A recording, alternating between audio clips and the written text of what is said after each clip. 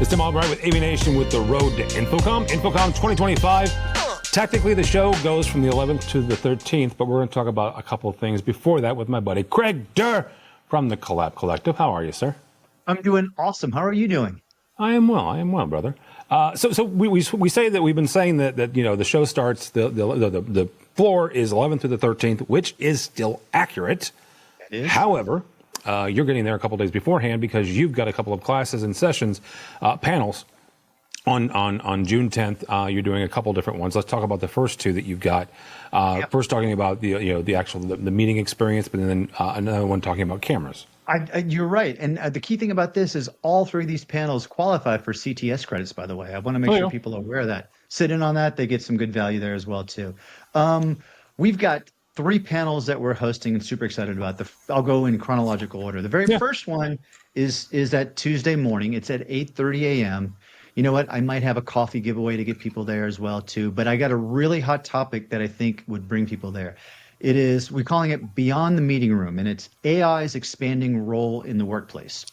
So last year I was fortunate to host a panel that talked about AI in the meeting room. So with companies like Microsoft releasing Places, with Zoom having Spaces as well too, WebEx has got Spaces, and even other companies like QSC have their platforms as well too. There's a lot of AI data points and AI processing taking place outside of the meeting room throughout the office. Who's attending? What's the utilization? And things like that. So this panel is hosting people from all four of those companies that I mentioned. I have Ilya Bookstein from Microsoft, John Stearns from Zoom, Jason Moss from QSC, and Tom Richards from Cisco. It's going to be a great conversation. I think we're going to help people understand what do I need to put in place to actually have a more intelligent office. And then what does that mean? Not only as an IT administrator, but maybe how that data might feed into my built-in management system or my integrated work management platform and things like that as well too. I think it's a great topic. How it makes, to me, it's AI practical. It makes it resonate. Yeah, and then one of those things you might want to consider is multi-cameras. That is the second panel.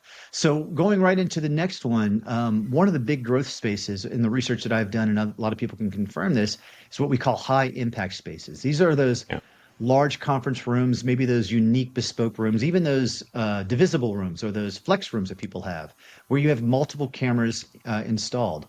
I've got vendors from HP, Crestron, Hudley, and Logitech, and we're going to talk about multi-cameras. We're going to demystify. That's actually the name of it. Demystifying multi-camera solutions for high-impact rooms.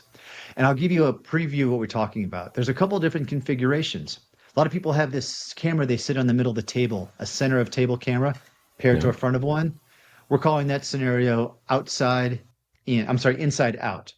Then we have other people like Crestron and Hudley that actually mount cameras on the wall outside. We're calling that outside in. We're going to help that audience understand what are the best use cases for both of these deployments. When does it overlap and what might be right for you? We're not going to have a single answer, but we'll help demystify it so that you can help figure out for your room which one's going to be right. I brought it back to the title. You like that? Yeah, I like that. Last thing you're talking about that week is sustainability, right? Yeah. And I want to talk about that one's on Wednesday. That one is Wednesday at 11 a.m. And actually, I'm really excited about this one. And I hope people reach out and inquire about this. This is called Truth and Sustainability, navigating the green wave from being greenwashed. So we've seen sustainability panels before, and they're great. But a lot of times people show up, and it's apple pie, baseball, and it's all goodness there. We wanted to create something that's a little bit more practical. We wanted to give people something they can use as a tool to help work this. So I've got experts from Legrand, from Crestron, and from Atlas IED, all focusing on sustainability on behalf of their companies.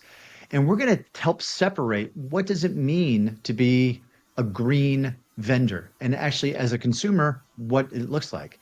And to support this idea, I'm going to be releasing a piece of research that I'm developing, kind of a framework I'm going to give away to help people. It's called the SCOPE framework. Okay. And I think it's a great way for you as the consumer of these devices to help look at company A versus company B and help break it down, because there's a lot of confusion out there. If you don't mind, let me go over what the SCOPE report is, because SCOPE actually stands for, it's an acronym. So we're going to look at S, source of materials, C, circularity and life cycle, O, the operational efficiency of these devices, P, packaging and logistics, how are they getting them to you? And then E, what is the environmental transparency of the company itself? Does it have scope 1, scope 2 certifications, things like that as well too. And I think it's going to be really cool. I'm excited because it's a practical takeaway that people can have to, help really feel good about their sustainability efforts. Well, and that's not the only one that you're giving away something to. The other two as well, you're giving away reports. I am. So on behalf of the Collab Collective, we're actually going to be updating and refreshing a report that aligns with each one of these panels. And we're going to make them available for free for download to all the attendees. And later on, we'll make them available online. But we're going to go ahead and capture this in a document that these people can take a look at afterwards. We're going to update the all multi-camera work, that outside in, inside out discussion.